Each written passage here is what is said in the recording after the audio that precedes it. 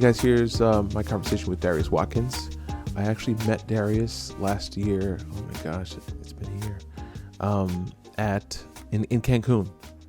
We were on vacation, me and my wife, and he was a newlywed with his wife there. And it's funny, I've been following him for the year and a half now, and I forgot where I met him.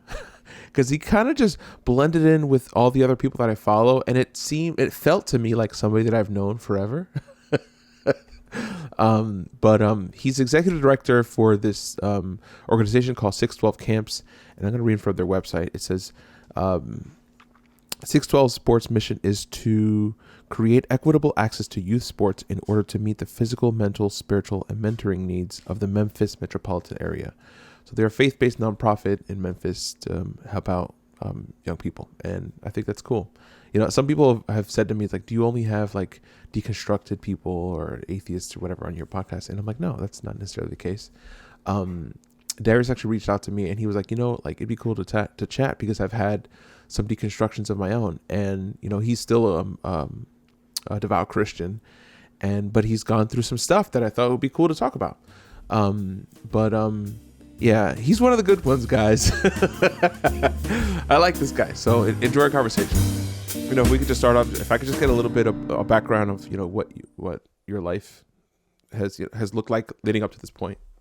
Yeah, for sure. And let me go ahead and apologize for a few things. I'm sorry for not contending for the faith, like Jude 1:3 says. That I'm sure somebody's gonna use out of context. And I'm also sorry for being the voice of all black people and not doing it appropriately. So I just want to apologize for those two things off the rip.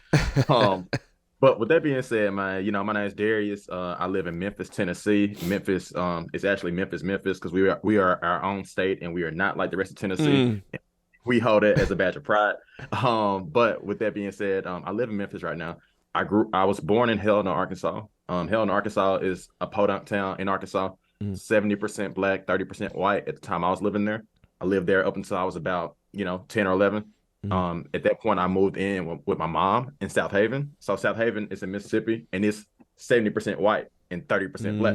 So I did a complete inverse, as I was going to middle school. And, the first thing that stood out was like at my dad's house, like my dad was a deacon. So it was like one of those real traditional black churches where you went there 5 days a week. My mom, not so much. She was a single mom working 4 jobs, all these things, just like putting food on the table. So church was an option. I chose no. That was my option that I chose. In that though, the whole time I was in Helena, I was a great student, straight A's the whole time. I get to South Haven, and like I'm all of a sudden making C's, making D's. I'm like, what's going on? And like that was my first experience of like educational inequality. Because people think of Mississippi, when you think of Mississippi, you think of poverty. Yeah. But another thing people don't think about is Mississippi actually has the highest wealth disparity of any state in the country. Unsurprising. So for you, because you're well versed. But like people think about it like, dang, did you wear shoes? Yeah, I wore shoes. So I had that experience. And like faith was always part of my life. But it was like I would bounce around a few churches every now and then. But like these churches were like predominantly white that I was going to when I was in South Haven, just because my mom didn't have a church background there. So like I just gravitated towards like what I could find. In that, like I really couldn't find anything that really fit me well. Going into my 9th grade year, like that's when I started like really having questions about the faith, having doubts and things like that. And I'm doing that. And in 10th grade, the same thing's going on. And the whole time of my life, like basketball has been a refuge for me. Like, period. I had like, I'll just put it like this. I had a less than ideal situation as it relates to like maybe step parents and maybe like just the trauma that comes from being in a mixed blended family. So like in that, like my time alone was basketball. Like basketball is like what it felt like my sanctuary for lack of better words. And like up all throughout middle school, when I moved to South Haven, a city that's 70% white, like I found refuge in being on the basketball team, finding identity in that, finding peace in that. And fast forward to 10th grade, I'm having all these questions, starting to have some doubts, so to speak. Teachers are like saying things that I can't really answer. I'm like, I know God is real. I don't know why, you know what I'm saying? I know he's real, but like, that's just part of my upbringing. And one of my friends who I'd known since sixth grade, since I moved there, he was going to this new church. He invited me to the church, and I was kind of cool. I was like, I ain't really trying to go there right now. I can't even lie to you. But shoot, maybe next go around. And he's like, hey, we got a basketball court. I was like, shoot, I'll be there in 10 minutes. Yeah. So long story short, like I ended up going to that church. In that church, like every week I had questions like in relation to faith. None that I verbalized, just questions that were in my heart. Every single week for the next 5 to 6 weeks, all those questions were answered. So I was like, man, like this is cool. But this church is like majority white. So like I still don't really, really fit in, right? So that basically started like the foundation of my faith. I won't say the foundation of my faith. I'll say the realization and the actualization of my faith. And it basically ended up from that moment, like being in white evangelical culture. It's a lot to process. It's a whole lot to process. There's a lot of parallels in my own life there. So I mean, what kind of questions were you having? Like what was the kind of question you were doing? That's such a great question that I can't even answer. They were all innocent teenager questions. If God is real, then why is this happening? Yeah. And like I grew up without, essentially none of my parents went to college. And like it was always that wealth disparity was like apparent in my life, in my friendship, so on and so forth. I want to go to church. I want to serve you, God, but I don't have a ride to church. Like, how does that make sense? You know what I'm saying? Like just general questions like that. Like, if you're real, then like answer this question for me. And I wish that I truly knew the questions that I asked at that time, but I don't.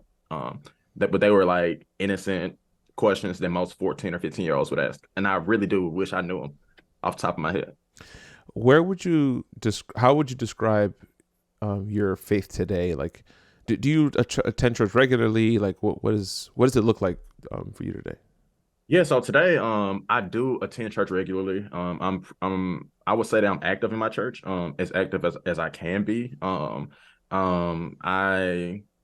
have a podcast, and maybe you mentioned it already, but I do have a podcast called Unconformed Podcast, and the whole point of that podcast is like to not be conformed to the patterns of this world, which is a verse out of Romans, and I believe it's Romans 12 too.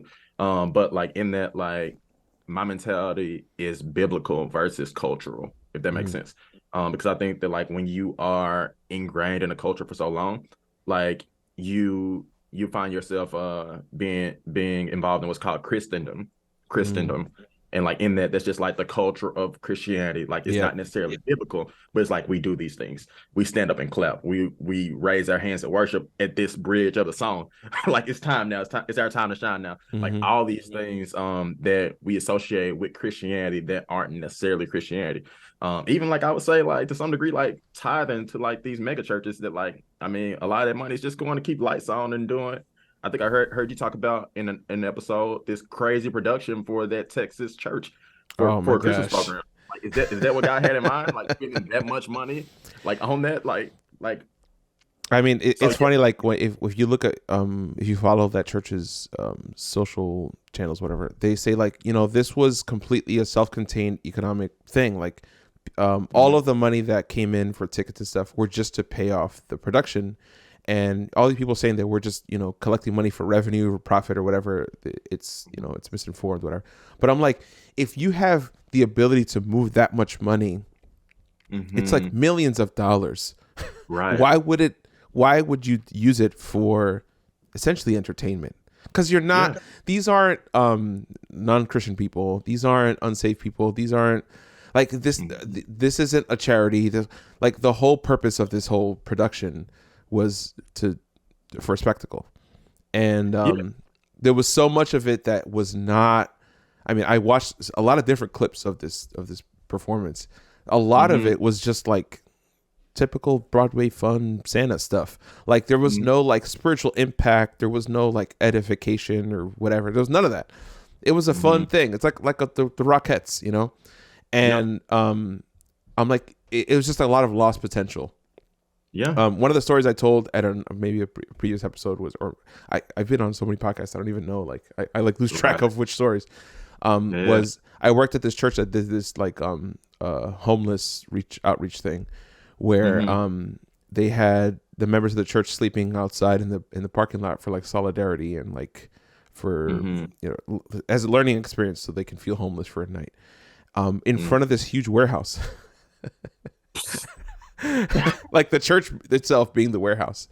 And I'm like, you could just house people. Like, how much impact are you gonna have? It's, you know what I mean? Yeah, for sure. But you know, that's the kind of thing that I always kind of feel like, you know, what you were talking about, the whole unconformed thing. I feel like a lot of my faith, especially in the last decade or so of my life, was a lot of that. It's just kind of thinking of Christianity from a different perspective. You know, right when Donald Trump announced his run, I would say right around that time is the first time I ever really had to think about roughly 2015. Exactly. That's right. That's right at the maybe the first time I ever felt like I had to think about politics. And I squarely placed myself in the far left, I guess. And you know, I feel like a lot of millennials were doing this, you know, engaging in the same practice. But it's like, I started thinking about Jesus and being like, you know, I think Jesus is a socialist, and just thinking about like, you know, how Jesus, like what his worldview is. And one of the main thesis statement of capitalism being you only get what you deserve and what you've earned. And the counter to that is, you know, socialism says you're essentially entitled to basic human needs, whether you've earned them or not. And that sounds like Jesus to me. Yeah. So what's been something in regards to like, you know, the whole unconformed, you know, do not follow the patterns of the world? What has like ruffled the most feathers with other Christians for you? Yeah, see, I think that it all started in 2007, I would say. Like this is like a lot of people use 2016 as kind of like the barometer of like when things really changed. I would say that like things ultimately changed in 2007, and that's when Barack Obama ran for presidency, and you had like all these things coming out, like, is he an Antichrist, is he Muslim, is he American? Oh my gosh. It's like all these things coming out, and like it's primarily like from the church. So it's not like and when I say the church, I don't mean like the historically black churches or anything like that. I mean like the traditional white evangelical churches that like unfortunately like own most of the media. So like in that, like that's when it kind of started to begin. And you saw Barack Obama win in 2008, and then you saw, you know, Sarah Palin get elevated, and you saw like even like churches and people like that partner with the Sarah Palins of the world and stuff like that, while she's talking about shucking and jiving and all this nonsense. Like she's literally saying those things that we know is racially charged language, and we know that they're dog whistles, but like we choose to accept it because our guy is not there. And in that, like you see that, and I would say probably from about 2000 to 2008, like it was a lot of Romans 13 going on in the church, which basically just said respect authority that God's put in place. They kind of disappeared in 2008 through 16. Yeah.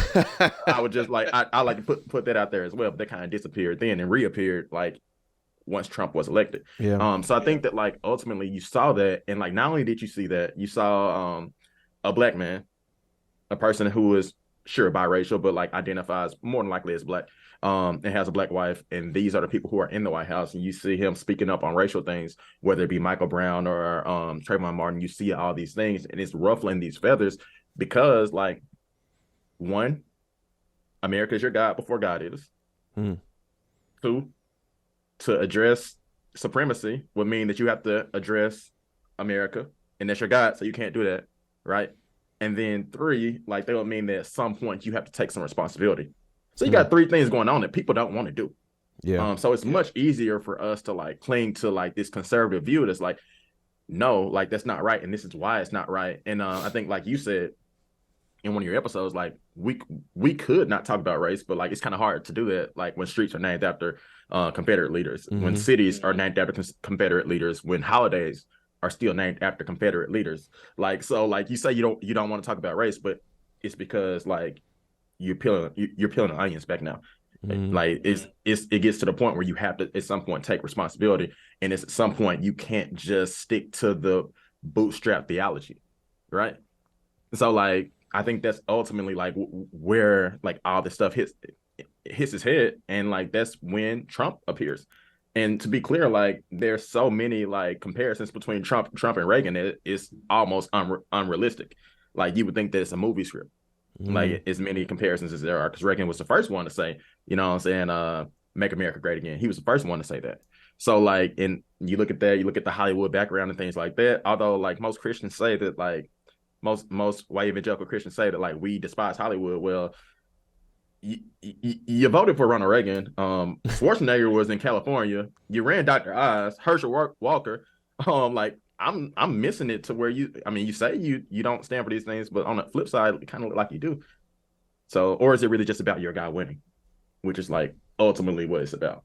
Like it can be like the sports analogy, like the Knicks are huge in New York, right? So like if the Knicks had somebody who was convicted of God knows what, if he brought them a championship, it wouldn't matter.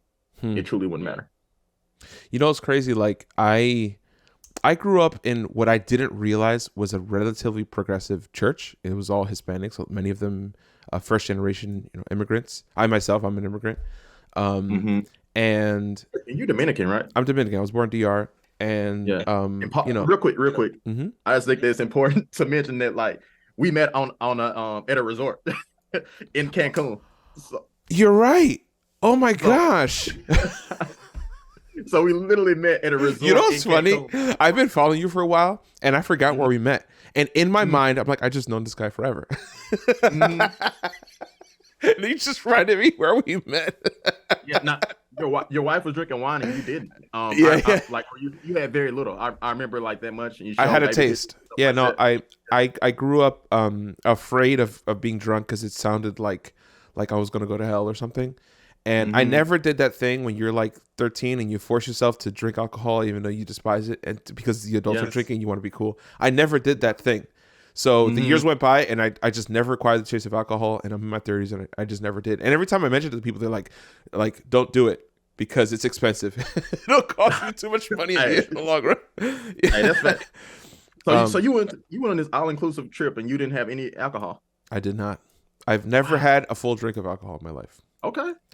I had I had a glass of champagne like 4 years ago. Okay. And I didn't mean to cut you off, but like no. I'm glad you did, because I'll gab on. So what I was trying to say is like I grew up in this sort of a bubble when it comes to the church. Like I had all these Hispanics around me. All the Christians I knew were Hispanic. I didn't really meet white Christians, and like I didn't encounter like the American white Christian church until I started working at this mega church. I worked at a mega church later on in my adult life, and it was the first time I'd ever encountered like the big capital C American church that people always talk about, that the white Christian nationalists, the Trump voters. Like I had never met these people.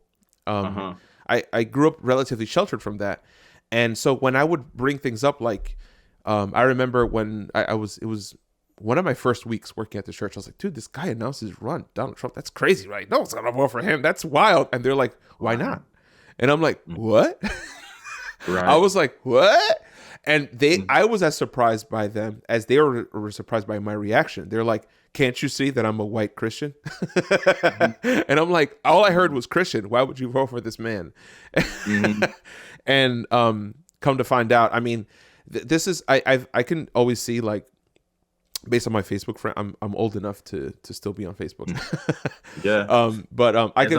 I could tell based on my Facebook friends, like they kind of came in waves. I remember when I was like, growing up, all my friends were just my small Hispanic bubble.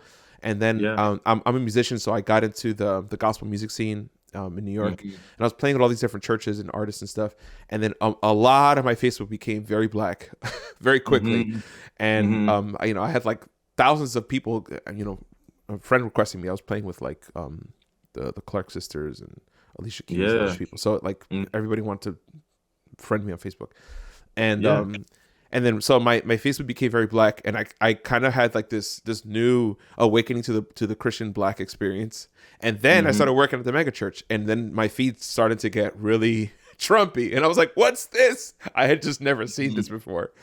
Right. So when people talk about like the white Christian nationalist stuff, I feel like there's swaths of America that I just did not experience. So hearing it come from you, I feel like you're like right in it. Even the way you said Memphis. You know where it is. Right out there. So it's like it's educational for me. Like I'm learning more. But one thing I wanted to ask is like, what are some of the things that you feel like has been difficult in terms of maintaining your faith or practicing Yeah, your faith? I think that the most difficult time to manage and practice faith, and fortunately for me, I was in school, so I didn't have like a whole lot of time to really like delve into it, or even like let it resonate as much as I maybe could have, like if I wasn't like getting a degree or something like that. But it was probably that 2008 through 2015 cycle of just like Black people being killed continuously, and not hearing anybody speak up about it, like any church leaders like really speak up about it in a way that they probably should have done so. And or if they did, it was like, this person shouldn't have done that, but this person shouldn't have done this as well. You know what I'm saying? So it was always like playing both sides, I call it the 1-2 punch. the 1-2 punch. And then just like, I think 2008 through probably 16, like there was like a rise of the word thug, and like if we being honest, like we knew that it basically meant that you wanted to say the N word but couldn't. Like, so like you see all these things going on, you see all these little microaggressions and stuff like that going on, and like for me, like I went to church with half y'all folks growing up, like y'all was supposed to be my leaders or some capacity, like in some way, shape or fashion. Like I looked up to some of y'all, and this is what we're doing. So like I think that was like the harshest time to be a Christian, but it was also like a good time to be a cultured Christian, I guess you can say, because like you still saw like people like, and like this guy will never get it perfectly, but you still saw people like Lecrae and people like that, and Lecrae being like a Grammy Award winning rapper who's a Christian. You saw him speaking up on things, making songs about things, and also losing tons of money while doing that. You saw that going on, but it's like, man, like some of y'all other folks should have really spoken up during this time. And maybe you didn't want to lose your congregation, which is not, by the way, not a reason to not speak up. But like at the end of the day, like we should be at a place in society to when something bad happens to somebody, the first thing we should do is mourn, point blank, period. And to claim Christianity and claim these things and like not let the first thing you do is to mourn, but rather the first thing you do, go to social media and type whatever you want to type up, then like that's a problem. Because 90% of your 90+% of your congregation may be cool with that, but like the other 10, 5%, 2%, whatever it is not. And like, how do you read the parable of the 99 sheep and the one being lost and do that? You know what I mean? So like so I think that was definitely like the most difficult part. And like, I mean, between the two of us, like in this conversation, like 2016, like shortly after Trump was elected, like I knew that it was time for me to like be in a more diverse church. Not because any specific leader did anything wrong during that time, because it was a leadership change and stuff like that. And this was actually the guy who was my youth pastor.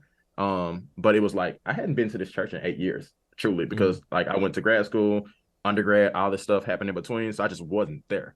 And it was way different. I was like, it's time for me to be supported in a way where I can feel safe, in my morning, and I can know that other people can relate to how I feel in this moment, and also like where I can just spiritually grow. So I think that like 2016 going into 2017 like really led to me changing in a lot of ways, changing like my theology on some things and just understanding that some things are cultural. And although there may be expectations for you to do things in a certain way, that's not necessarily biblical. It's really sad to me that a church or any church, any place that you would think is the whole point is to celebrate love together, the love of God together, is not a place where you can find, mourn with those who mourn, being lived. And I was really like I kept consistently being let down by this concept over the years. And I remember trying to, defend the socialist Jesus, the immigrant Jesus, the brown person Jesus, the Jesus whose family escaped the census and therefore making him undocumented. The Jesus that hung out with prostitutes and the lowest class of people. This is the Jesus I kept trying to defend. And I just and it was crazy to me to see opposition to that. I remember there was a post that I used to repost every year on Facebook.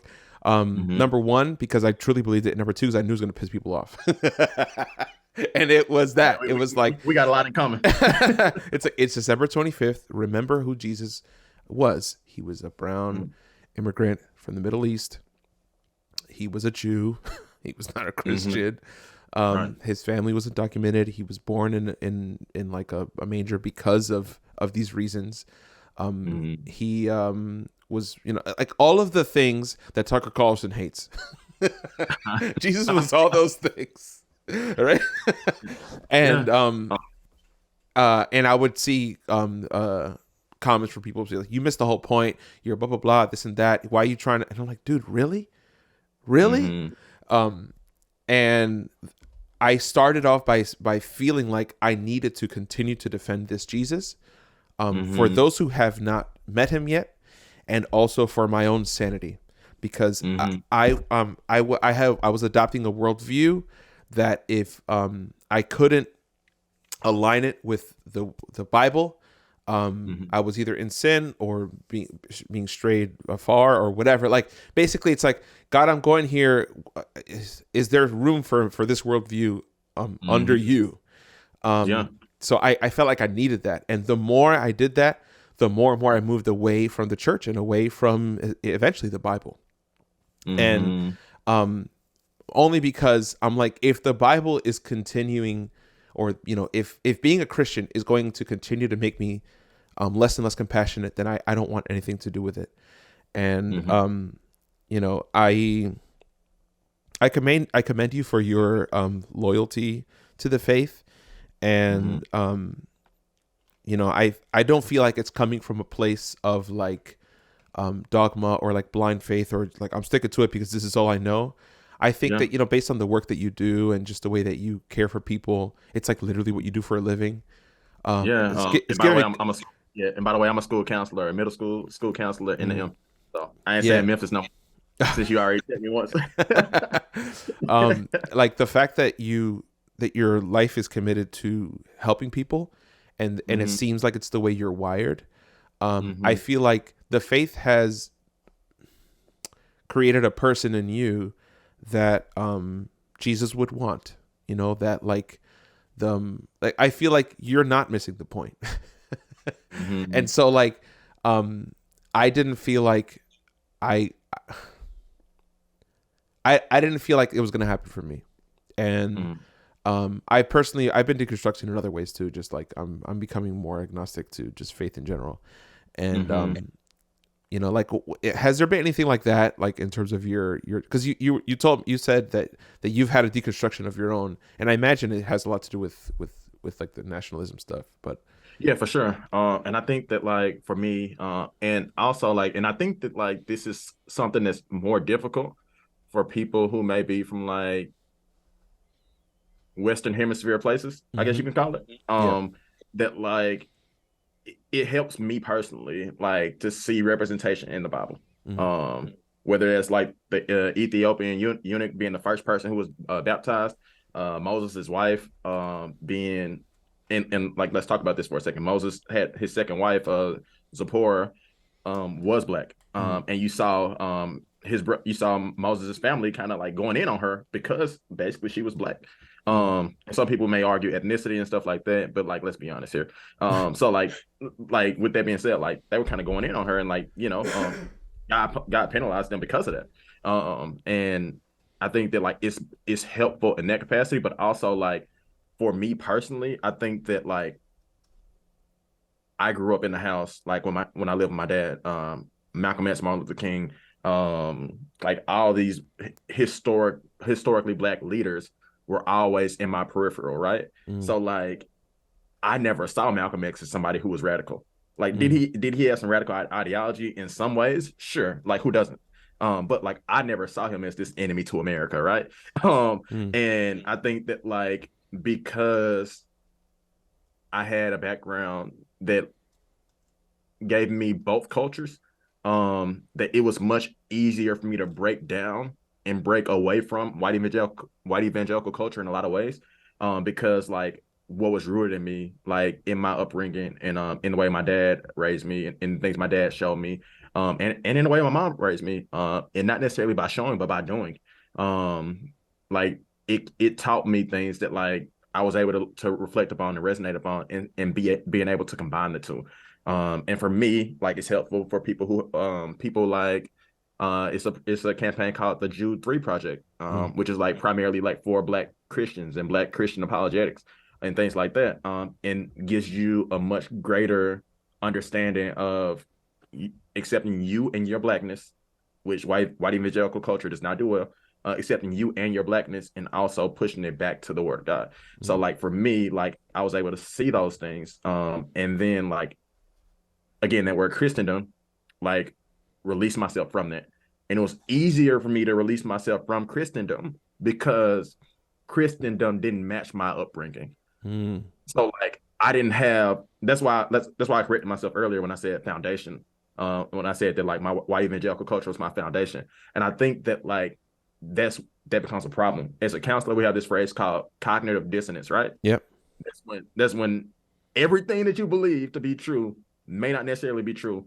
And now you're having this oh shit type moment Mm-hmm. where you're like, I don't know what to do now, right? Like you don't know what to do. And I think that's so hard for people to grasp and for people to understand. And it's even harder when you realize that church is the most segregated portion of the week. Church is the most segregated portion of the week. So that means that all the people the majority of people who you're trying to walk through this with look like you. And they would also have to basically challenge themselves and challenge their family and do all these things that are uncomfortable, right? Mm. And that makes it to where some people can't do that. That's not justification because at the end of the day, it's wrong. So it's not justification, but it's me realizing that to some capacity that like I'm fortunate to be able to have that background. I'm fortunate to be able to have lived in Helena, Arkansas that was 70% Black, and South Haven that was 70% white, and then go to undergrad and grad school at Ole Miss and see the KKK on campus and see Westboro Baptist Wow. Church being on campus, and seeing all these things that the past at Ole Miss that I had nothing to do with, now is rearing its head because people have this idea of Ole Miss of what it's supposed to look like, right? So when changes happen, when changes that are good happen, it rears its ugly head back because now the KKK is protesting what we're doing. Now Mm. Westboro Baptist Church is protesting what we're doing. And all the headlines say is that the KKK is at Ole Miss. And somebody like you in New York is like, of course they are. Like, because that's what the headlines say, right? Like, Mm-hmm. it's not the full story. So I think that, like, I've been blessed to be able to be in places and be around people, mainly like a lot of white people, who have hearts in the right place. And like that's something that Ole Miss did teach me. Mm. Now let's not get it twisted. A lot of people didn't have heart in the right place. Mm. Probably the majority of people didn't have heart in the right place. But when you see like those people who do have a heart in the right place, it gives you a little bit more faith, right? I'm sure you've been in New York, you've seen a lot of stuff, and you've seen Yeah. more than I can even think of, as far as diversity and stuff like that. But I think that ultimately, like at the end of the day, like Jamar Tisby has this book called The Color of Compromise. And it's a really, really good book. It talks about the history of American church and Black people and slavery and all these things. And like he makes it a point to say in the book, every time there was a moment of tension, there was at least one faith group that stepped up. Mm. The majority of them did, but there was at least one faith group that stepped up. And if the church looks like what the Bible says, then like that's about accurate, right? like let's not forget that like most of the books were like going in on churches in the New Mm. Testament. so Yeah. so Revelation, like that was like one of the best diss tracks of all time to some of these churches. So like in that, like I think that my hope and my faith remains in the good that I have seen. And while the bad times were definitely traumatic for me in ways that you will only understand like if you have my background. Even Black people don't even understand the way that like some things may be traumatic to me versus not traumatic to them, right? So in that, like I feel like the hope outweighs at the end of the day, like when I really reflect upon it, my hope in seeing people do good and wanting to do good and seeing people grow, that gives me confidence. I got I know I'm rambling, but I know a No. couple. It's very coherent, and I'm following. Yeah. I'm with you. Yeah. And it's like, I know a couple who goes to my church right now. My church is predominantly white. These people are in their late 60s, and they lost their whole friend group, basically. Wow. Because they started challenging them on some things. But they're content with it. So like me seeing somebody in their 60s can change their mind. Somebody that late in their life can change their mind and actually ask questions and follow Christ in his way. Like it would be goofy for me to only focus on this large amount of people. So it just gives me hope. I have two things I want to say to you. First, I'm so glad I had you on this podcast. Honestly, like a lot of what's been happening in my personal life has just sort of been the kind of thinking and the kind of circles and stuff that would lead to sort of like bitterness and bitterness is the right word towards what I left behind. And sometimes one forgets that there are Christians out there that care about people, and that it doesn't necessarily mean that you're fostering living within a faith that's fostering bigotry or hate or whatever. And hearing such a balanced and compassionate worldview coming from someone who's as involved in the faith as you are, it gives me hope. And I mean, and I was in it. Like I was working at the church. I was born into the faith. I never converted. I was Christian all through and through. So I wasn't like some lukewarm Christian that was like, oh, this ain't for me, and bounce. I was in it. So even with that, I'm just glad that there's people like you exist. That's number one. Number two, what is it about this church or this group that would lead to like what like this church that you're at? Like, do they have like an alternative, belief or something that people around you are not in favor of, or what's the deal? Is there like a controversy of some kind I should be aware of? Ask that question one more time. I just want to make sure I heard it correctly. So like you were saying that like this 6-year-old couple, they lost their whole friend group. Like what was it that changed that led to that? Yeah, so this 60-plus-year-old, these friends, they came from another church. And they started attending this church, and I think that like it changed their theology as it related to race and things like that. And no church is perfect, right? Like so every church has its blind spots. And I think that like, I mean, it's several people who would say that the church that I attend now is not like good in that area. So like I think that like most churches like have their issues, most churches have their blind spots and things like that. And I think that like ultimately like some churches are like we're the adoption church or we the woke church. And by the way, woke is a perfectly fine word to use regardless of like what people tell you. So like I still use it today, and I will continue to use it in a positive, affirming way.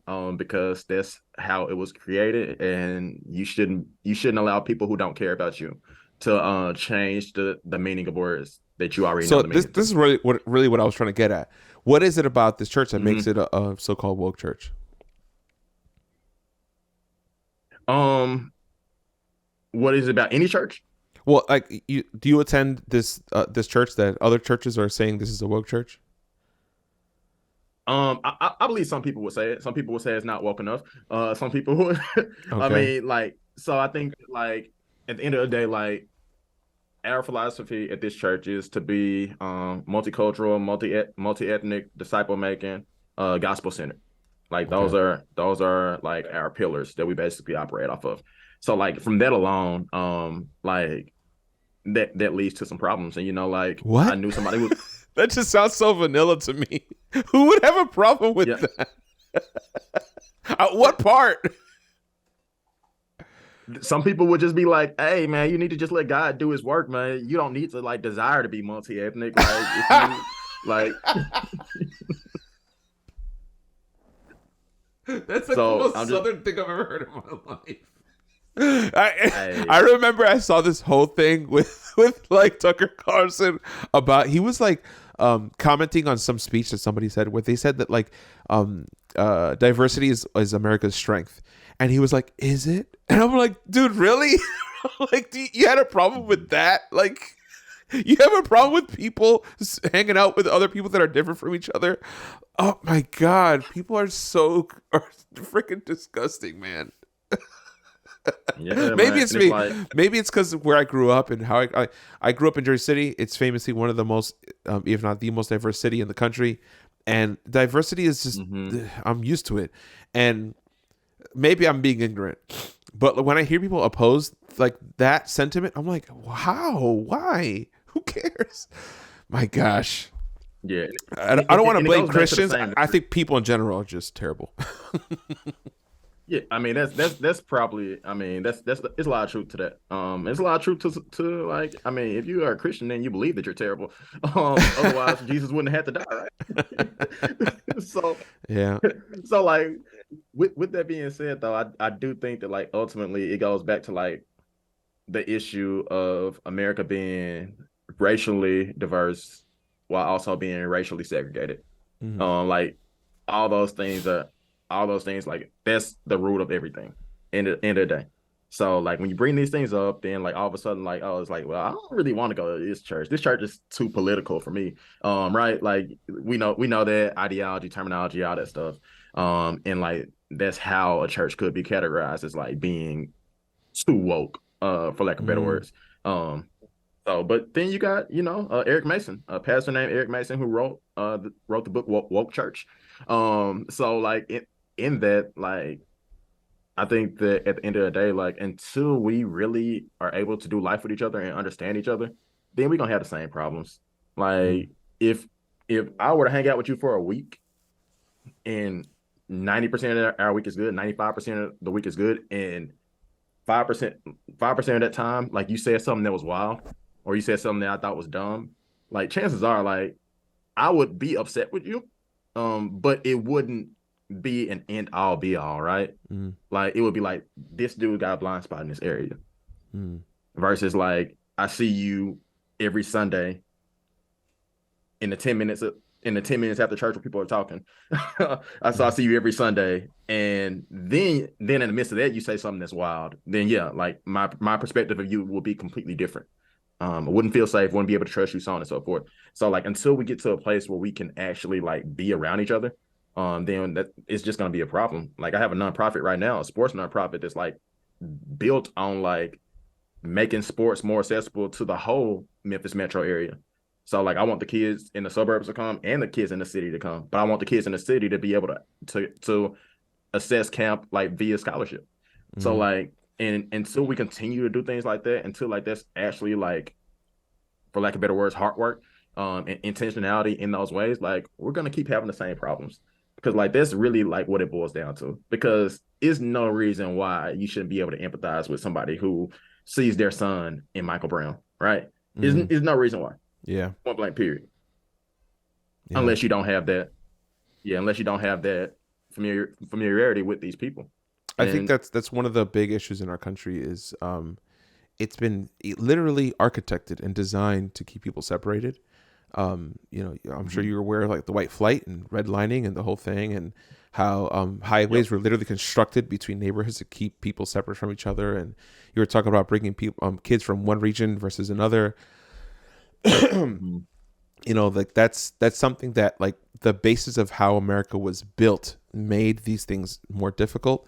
And the more people can just sort of interact with each other and mix with each other, the more compassion we're going to build. Because like you said, as soon as you start seeing yourself in other people, you can't help but be more loving.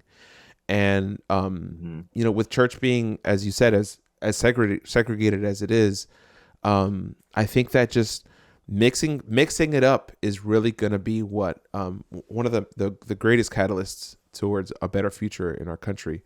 A lot I've seen. I went to, it's crazy. I lived in one of the most diverse cities, and then I attended the most diverse arts school in the country, which is Berklee College of Music in Boston. And that was one of the experiences in my life that really shaped the way that I see the world. I met people from literally all walks of life, the poorest to the richest, to the whitest to the blackest, to the Arabics and the Spanish. Like, I met all kinds of people. I met for the first time rich Dominicans when I was in Berkeley. I didn't know they existed, but I guess they do. I imagine the Dominican Republic is really similar to Mississippi in that way. There's a big disparity. But this was an experience for me where I met a lot of people, and one of the things that I learned about people that were from Europe, they were like, Americans don't know other Americans. Like, they found it unusual that the states being so piled up on top of each other, that we didn't have the same interactions that people in Europe do, where they mix with each other so much that they literally speak each other's languages. You live in like Belgium, you got Germany here, you got France there, and because of that, it's led to just people being more understanding of each other, and just having that sort of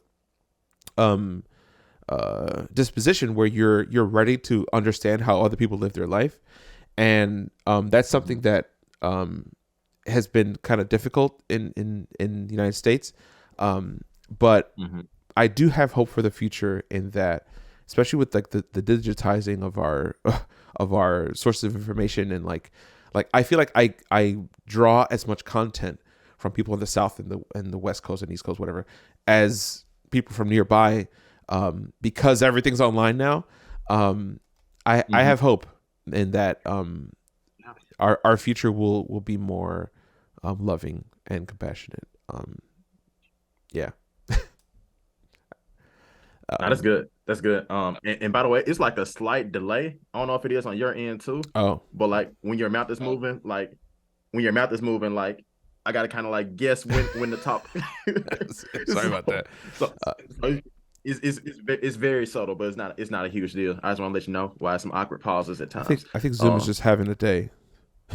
Zoom is it happens. Nah, man, but shoot, I'm glad that you know what I'm saying, you gave me this platform to just talk about this, and really just like be able to converse with somebody who is not a part of faith anymore, but like still willing to hear like deconstruction stories that still ends with somebody being in the faith. Now is my faith much closer to Eastern Christianity than it is Western Christianity right now? Like 100%. So, but foundationally, that's what Christianity is, Eastern. So man, I just appreciate you making this time for this, man. Yeah, man. I want to have you on again. I thank you for sharing your time, and I want to be respectful of your time. But like, one thing I'd like for you to express is if you have any advice for people who are going through something that you're going through. I can't imagine you're alone in your journey, that there's people that are living similar situations as you are. Yeah, man. And also appreciate you like wanting to have me back on. I think that like maybe if we do come on, we'll talk about like the rise of Black Hebrew Israelites and like what that means and like where that comes from and stuff like that. Because like that's a thing right now. So like and when you talk about like people leaving and people being in my place or a place I was, I imagine that like a lot of them ended up there. But like in that, like as far as words of encouragement, man, I would just say like don't let your feelings control your movements. Don't let your feelings control your movement, because I think that a lot of times that people can, for lack of better words, have so much church hurt or family hurt or any of these things that it impacts everything they do, and you almost get a negative reaction, almost like an adverse reaction to just like anything that brings back those memories. And while that's completely normal, and while as a counselor, I would say like I understand how you can get to that place, I would say like don't let that be the reason why you leave your faith. If you're going to leave your faith, And like obviously as a Christian, I hope you don't. But like if you're gonna leave your faith and stuff like that, then like let it be from decisions that were made. But like don't let your emotions from people who would get a letter from God, who would get a letter from Paul if Paul was alive today. Like Yep. don't let those people, those groups, those organizations impact your faith. And like if you're gonna deconstruct, then like challenge your values. Challenge your values, what they are, and why you ended up where you ended up. Because I was able to deconstruct. I didn't communicate it with anybody. I'm honestly fortunate that I didn't. I wouldn't advise everybody else to do that. But for me personally, like I didn't communicate with anybody, and I just kind of started questioning things. Started like looking at sources. Started researching, and listening to like God, so many podcasts, man. So many podcasts and read books and all that good stuff. And for me, like after my research and all these things, I felt like I was no longer making an emotional decision. I was making a decision that made me authentically me. And today I'll say like I'm unapologetically Black. I'm apologetically Christian because there's a lot of things that some Christians do that deserve apologies. And I'm married to the GOAT. So that's how I ended up. That's how I ended up, and that's where I'm happy right now. Cool, man. One thing that was coming up in my mind as you were talking is I still espouse many Christian values. I was raised. I have a biblically based life, and it's not gonna leave me whether I leave the church or not. But one of the things that came up for me was the heart is deceitful above all things, and it's something that the church I've seen churches kind of play around with that verse and use it in some cases and not use it in others. But I feel like it applies to what you were saying, where don't sign up for a mortgage when you just had a breakup or something. Like don't make the emotional decisions. Yeah. And let the deconstruction happen in your mind and your soul, but leave your spirit intact because you don't want to lose yourself over church hurt. And I agree with that. As I don't think that I should evangelize my decision making for everyone. I don't want everyone to deconstruct and leave the church. I don't think that would necessarily be a net good. But I do think that people, like you said, should reevaluate their values and think about like what are the motivating factors behind the God you worship, the way you worship, the place you worship at, and just be willing to think about those things. So where can people find you in the internets? Yeah, man. Instagram is dwatt662. I believe. I hope it is dwatt662. And it's DW. I'm not that guy on social media. But it is DWAT662. So that is my Instagram, and my Twitter is, I'm about to look it up because I don't even know. It is also DWAT662. DWAT662. That's where you can find me. If you want to know more about my nonprofit, to where we just want to really just bless the city of Memphis and allow basketball to be a refuge, or allow sports to be the refuge that it was to me, and accessible to everybody in ways that it wasn't accessible to me growing up. If you want to know more about that, you can go to SixTwelveCamps.com. How do you is that like, do you write out the numbers? Like, how do you spell that? Yep. Thank you for that. Yeah. SixTwelve camps.com. And yeah, man, if you know somebody in the Memphis area who wants to experience a great sports experience, then we would love to serve them, whether they can afford it or not. We would love to serve them in any way, shape, or form. Cool, man. Well, thank you for your time, and I'm looking forward to seeing you keep doing what you're doing, and we'll have you on again. And I'm looking forward to that as well. Thanks again. Yeah, man. I appreciate you, Carlos.